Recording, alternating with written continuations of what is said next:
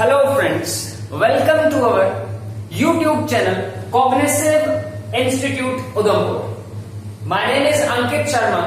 Today we are going to discuss a very important topic of Indian polity, that is making of the Indian Constitution. ये exam के point of view से काफी interesting topic है और examiner काफी बार इस topic के ऊपर से क्वेश्चंस फ्रेम करता है। बहुत जरूरी है इस टॉपिक को समझना। तो आज हम डिस्कस करेंगे मेकिंग ऑफ इंडियन कॉन्स्टिट्यूशन। असल में कौन लोग थे संविधान बनाने के पीछे, किन किन लोगों द्वारा अहम योगदान हुआ है हमारे संविधान के मेकिंग में, ये बहुत जरूरी है समझना। असल में हमें अपने संविधान के बारे में जरूर जानकारी होनी चाहिए। अगर हम कॉम्पिटिटिव एग्जाम्स में बैठ रहे हैं या कॉम्पिटिटिव एग्जाम्स की तैयारी कर रहे हैं तो हमें ये जरूर पता होना चाहिए कि हमारे संविधान के पीछे उसको बनाने के लिए किन किन लोगों ने योगदान दिया है। तो बड़ा इंपॉर्टेंट टॉपिक है, आइए इसको डिस्कस करते हैं। तो आज इंपॉर्टेंट फोकस रहेगा इस टॉपिक पे। बात उस समय की है जब महात्मा गांधी 1915 में भारत वापस लौटे थे। वो वापस लौटे थे साउथ अफ्रीका की धरती से और हिंदुस्तान में आते ही उन्होंने फ्रीडम स्ट्रगल मूवमेंट काफी तेज चला रखी। तो हिंदुस्तानियों को यह पता लग चुका था कि आज नहीं तो कल हम आजाद हो जाएंगे और आजाद होने के बाद हमें अपने गणतंत्र की जरूरत पड़ेगी, मतलब रिपब्लिक की जरूरत पड़ेगी। और उसके बाद हमने अपना संविधान बनाने का कार्यक्रम शुरू किया। तो 1934 आते आते एक आइडिया दिया।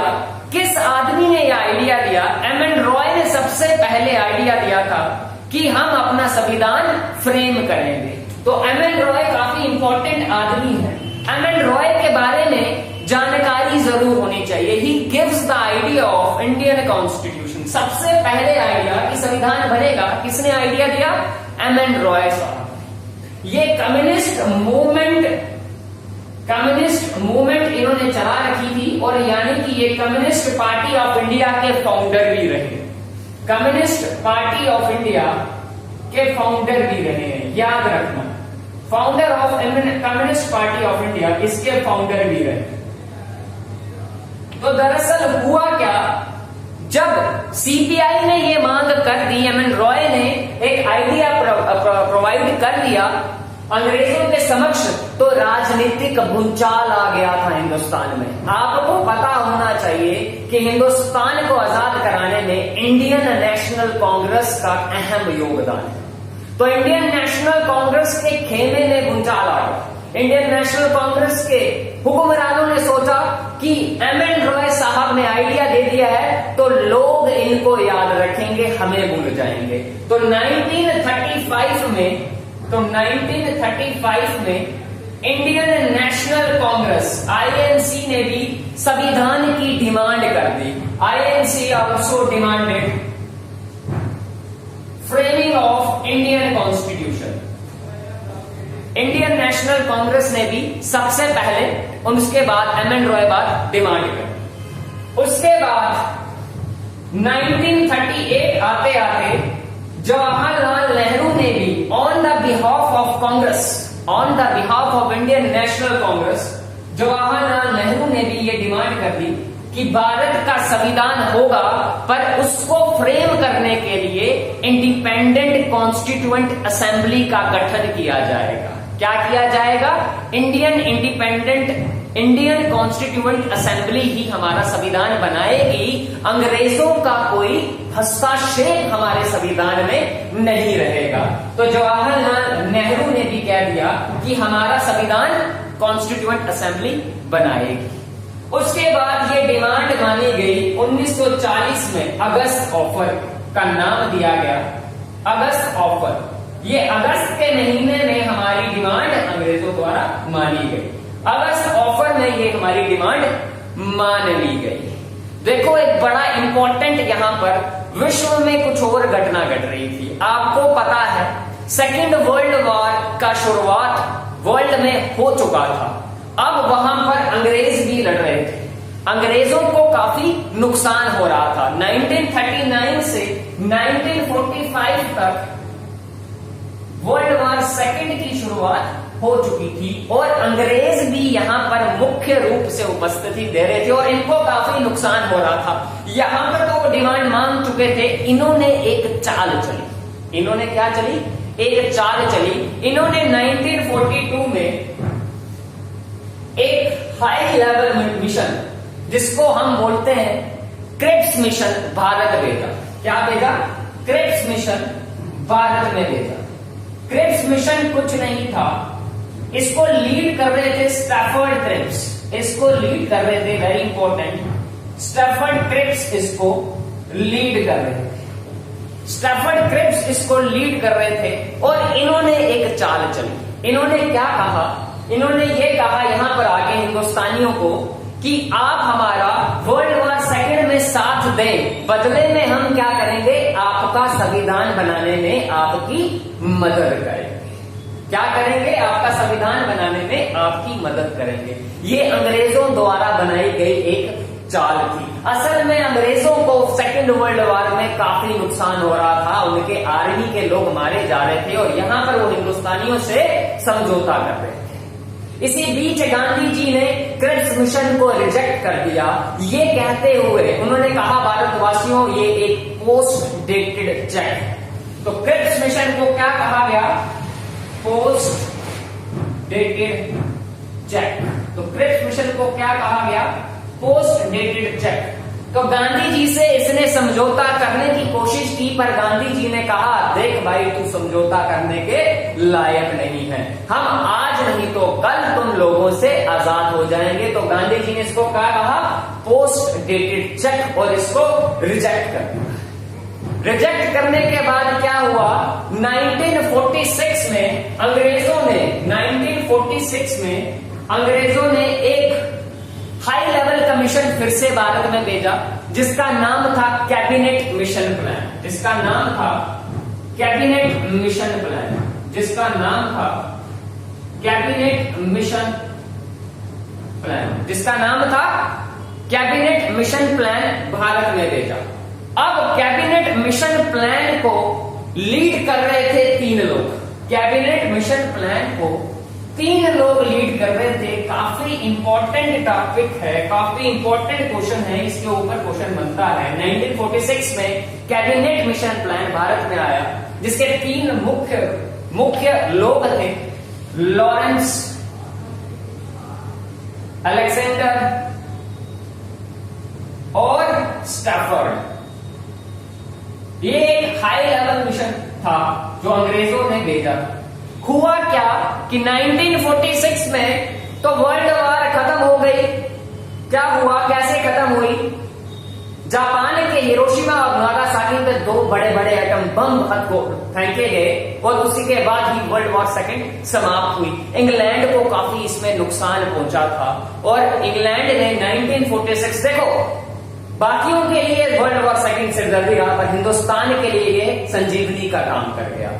1946 में अंग्रेजों ने कैबिनेट मिशन प्लान भारत में भेजा। एक हाई लेवल मिशन प्लान था जिसको इन्होंने भारत में भेजा, जिसको 3 लोग लीड कर रहे थे, अलेक्जेंडर, लॉरेंस और स्टैफर्ड। इन्होंने क्या किया?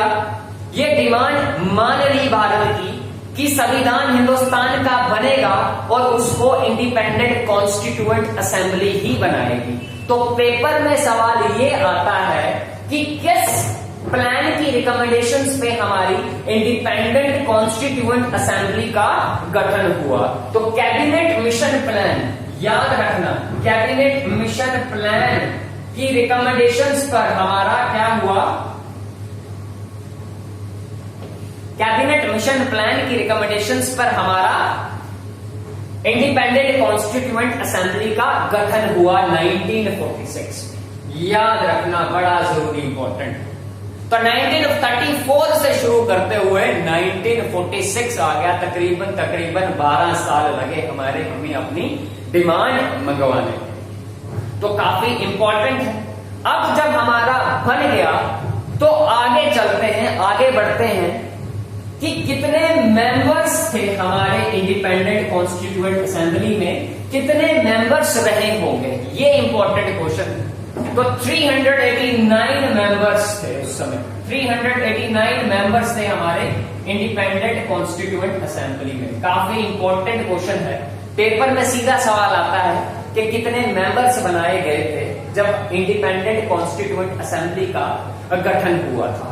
तो 389 मेंबर्स। अब ये क्वेश्चन आता है कि ये इतना टर्म इतनी स्पेसिफिक क्यों है कि डिजिट 390 भी हो सकते थे, 400 भी हो सकते थे।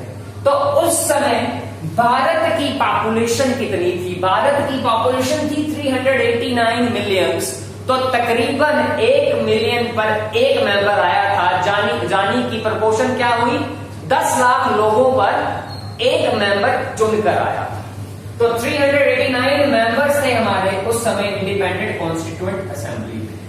अब पूछा जाता है कितने इलेक्टेड थे, कितने नॉमिनेटेड थे। तो मेंबर्स को हमने डिफरेंशिएट किया है।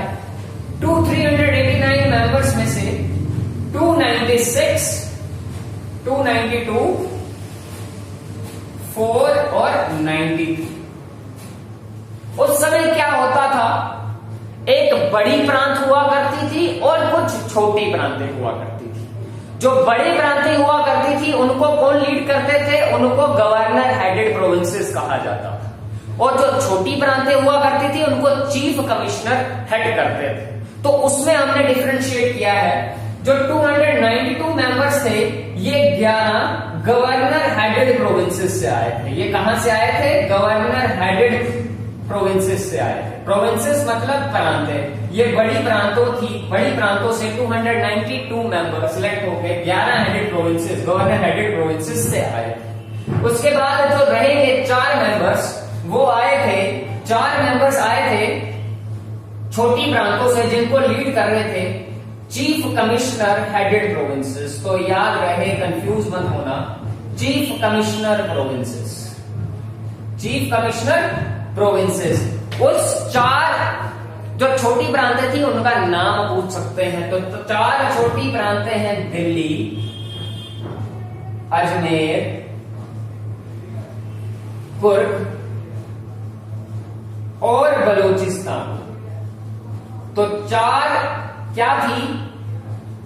ये छोटी प्रोविंसेस, दिल्ली, अजमेर, कुर्ग और बलूचिस्तान। और 93 जो थी वो थी princely states, princely nominated, princely states से नॉमिनेट होके आए थे। देखो, एक अब पेपर में पूछा जाता है कितने इलेक्टेड थे, कितने नॉमिनेटेड थे। इलेक्टेड क्या होता है? इलेक्टेड होता है जैसे मोदी साहब वाराणसी सीट से जीतकर आए हैं, वो है इलेक्टेड। और नॉमिनेटेड होता है जैसे सचिन तेंदुलकर बैठे हैं हमारे पार्लियामेंट में, वो अपने एक खास उन्होंने चीज की है, उसकी वजह से वो नॉमिनेट होकर आए हैं। तो यहां पर सीधा क्वेश्चन आता है कि कितने इलेक्टेड थे, कितने नॉमिनेटेड थे। तो 296 मेंबर्स इलेक्टेड थे। इसमें से 208 सीटें इंडियन नेशनल कांग्रेस को मिली थी, 73 मुस्लिम लीग को मिली थी और अदर्स के हिस्से में आए थे 15 सीटें अदर्स के हिस्से में आई थी।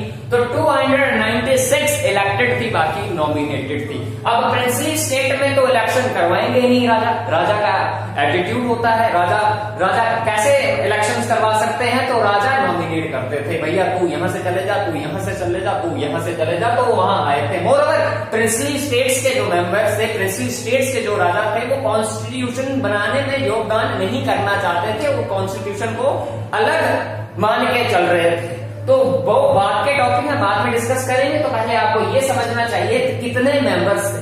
टोटल 389 मेंबर्स थे, जिसमें 292 11 गवर्नर हेडेड प्रोविंसेस से आते थे और 4 जो आते थे छोटी प्रांतों से, जिनको चीफ कमिश्नर लीड करते थे, हेड करते थे। वो चीफ कमिश्नर हेडेड प्रोविंसेस हैं, वेरी इंपॉर्टेंट, दिल्ली, अजमेर, कुर्ग और बलूचिस्तान। जिसमें 208 सीटें इंडियन नेशनल कांग्रेस को मिली, 73 मुस्लिम लीग को और 15 अदर्स को मिली। तो काफी इंपॉर्टेंट टॉपिक है ये याद रखना है आपको। इसके बाद जब मेंबर्स हमने चुन लिए, उसके बाद क्वेश्चन आता है पहली मीटिंग कॉन्स्टिट्यूएंट असेंबली की कब रखी गई। पहली मीटिंग कॉन्स्टिट्यूएंट असेंबली की कब रखी गई? तो पहली मीटिंग रखी गई थी कॉन्स्टिट्यूएंट असेंबली की 9 दिसंबर 1946 को। बड़ा इंपॉर्टेंट है ये, पेपर में सीधा सवाल आएगा आपको कि कॉन्स्टिट्यूएंट असेंबली की पहली मीटिंग कब रखी गई। 9 दिसंबर 1946 को हमने पहली मीटिंग रखी। अब मीटिंग में हमने क्या करना था? हमने अपना अध्यक्ष चुनना था, अपना चेयरपर्सन चुनना था कॉन्स्टिट्यूएंट असेंबली का। तो मोहर तो हमने डॉक्टर राजेंद्र प्रसाद पर लगाई थी, पर राजेंद्र प्रसाद की तबीयत उस दिन खराब हो गई। अब हमने मीटिंग तो बुला दी थी और डॉक्टर राजेंद्र प्रसाद गायब। तो सदन में हलचल मच गई कि अब हम किसको अपना अध्यक्ष चुनेंगे। तो क्या हुआ, सदन में बैठे जो रखे हुए कॉन्स्टिट्यूट बाकी देशों के गणतंत्र थे उनके पेजेस पलटे गए, एक के बाद एक, एक के बाद एक। तो पहली नजर हमें हमारी पड़ी फ्रेंच के संविधान पर। उस पे ये लिखा गया था कि अगर आपका अध्यक्ष गायब हो तो आप क्या करेंगे। तो उस पे लिखा था कि आपने अपने सदन का सबसे बूढ़ा आदमी पकड़ना है, सबसे बूढ़ा आदमी पकड़ना है और उसको अपना अध्यक्ष चुनना है। तो पहली मीटिंग हमने 9 दिसंबर 1946 को रखी थी। हमने चेयर करवानी थी किसको? डॉक्टर राजेंद्र प्रसाद को, पर हम नहीं कर पाए क्योंकि वो बीमार चल रहे थे। तो हमने 81 ईयर्स के डॉक्टर सच्चिदानंद सिन्हा को, सच्चिदानंद सिन्हा को अपना टेम्पररी, याद रखना, टेम्पररी प्रेसिडेंट चुना। डॉक्टर सच्चिदानंद सिन्हा को अपना टेम्पररी प्रेसिडेंट चुना। हालांकि परमानेंट डॉक्टर राजेंद्र प्रसाद ही थे, पर वो किसी कारणवश नहीं आ पाए, तबीयत खराब थी। तो हमने डॉक्टर सच्चिदानंद सिन्हा को अपना टेम्पररी प्रेसिडेंट चुना। किससे देखकर, ये चीज बड़ी ज्यादा इंपॉर्टेंट है, followed by French practice, followed by French practice. मैंने आपको कहा हमने फ्रांस का संविधान पलटा और वहां पर लिखा गया था ऐसा, तो हमने वहां से कॉपी करके डॉक्टर जस्टिस सच्चिदानंद सिन्हा को अपना चेयरपर्सन चुन लिया। उसके बाद इंपॉर्टेंट चीज हुई, 11 दिसंबर 1946 को डॉक्टर राजेंद्र प्रसाद की तबीयत ठीक हो गई और डॉक्टर राजेंद्र प्रसाद को हमने अपना पहला मतलब परमानेंट प्रेसिडेंट चुन लिया। डॉक्टर राजेंद्र प्रसाद को हमने अपना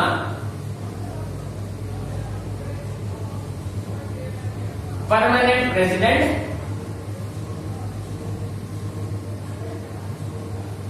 चुन लिया। हालांकि हमने उस दिन वाइस प्रेसिडेंट भी चुने। अगर फिर से राजेंद्र प्रसाद की तबीयत खराब हो जाए तो हम किसको चुनेंगे? तो हमने अपने वाइस प्रेसिडेंट भी चुन लिए कॉन्स्टिट्यूएंट असेंबली के, जिनका नाम है एच.सी. मुखर्जी और वी.टी.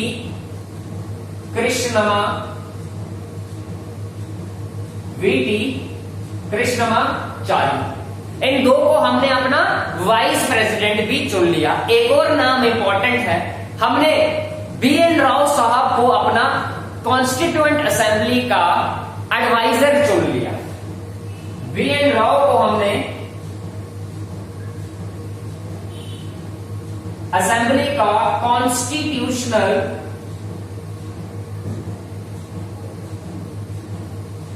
एडवाइजर भी चुन लिया। तो बड़ा इंपॉर्टेंट नाम है, ये चीज आपको याद रखनी।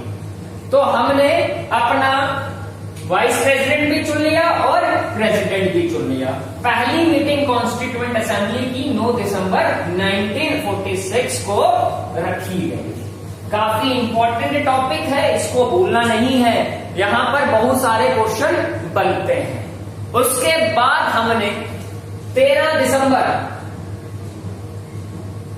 1946 को पंडित नेहरू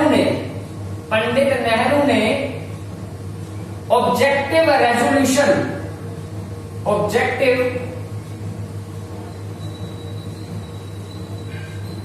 रेजोल्यूशन असेंबली में पेश किया।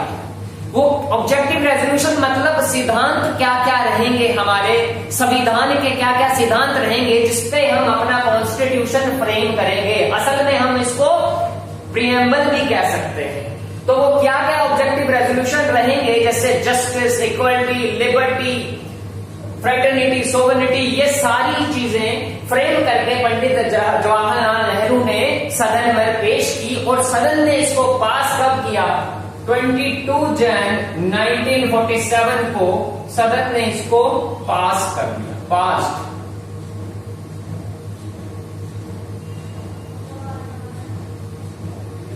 उसके बाद हमारा संविधान का कार्यक्रम बनना शुरू हो गया था। पर इतना आसान नहीं था, इतना आसान नहीं था। अभी हमारे अपने भाइयों ने हमें धोखा देना था। पाकिस्तान की डिमांड हो चुकी थी, पाकिस्तान बनने लग पड़ा था, पर हम उसके लिए तैयार थे। हमने बोला चलो ठीक है, हम उसके लिए तैयार थे। वैसे वो एक धोखा था, हम हिंदुस्तान उसके लिए तैयार था। तो India independence act 1947, India very important, India independence act 1947, 1947, India independence act 1947 Bharat के टुकड़े कर डाले। बड़ा इंपॉर्टेंट है। 3 जून 1947 माउंटबेटन प्लान, 3 जून 1947 माउंटबेटन प्लान। इसमें क्या किया गया? Division of India and Pakistan, division of India and Pakistan, very important, Bharat और पाकिस्तान बनाना। असल में 14 अगस्त को पाकिस्तान आजाद हुआ था, पर उसकी नींव 3 जून 1947 को ही रखी जा चुकी थी। तो वेरी इंपॉर्टेंट है। माउंटबेटन प्लान पेपर में हमेशा पूछा जाता है, किस तारीख को दिया गया था? 3 जून 1947 को माउंटबेटन प्लान दिया गया था, division of India and Pakistan. बहुत ज्यादा इंपॉर्टेंट इश्यूज हैं जो हमें मिलकर सुलझाने चाहिए थे, पर नहीं सुलझे और पाकिस्तान बना दिया गया। उसके बाद इंडिया इंडिपेंडेंस एक्ट में 2 चीजें काफी महत्वपूर्ण रही हैं, वो आपको जानना बहुत जरूरी है, पेपर में आता है। जब इंडिया इंडिपेंडेंस एक्ट 1947 में क्या था? जब कॉन्स्टिट्यूएंट असेंबली कॉन्स्टिट्यूशन फ्रेम करेगी तो उसके अध्यक्ष होंगे डॉक्टर राजेंद्र प्रसाद, और जब constituent assembly law making body में, मतलब लेजिस्लेटिव बॉडी में तब्दील होगी, तब उसके अध्यक्ष रहेंगे GV मावलंकर साहब। तो इसमें कंफ्यूज नहीं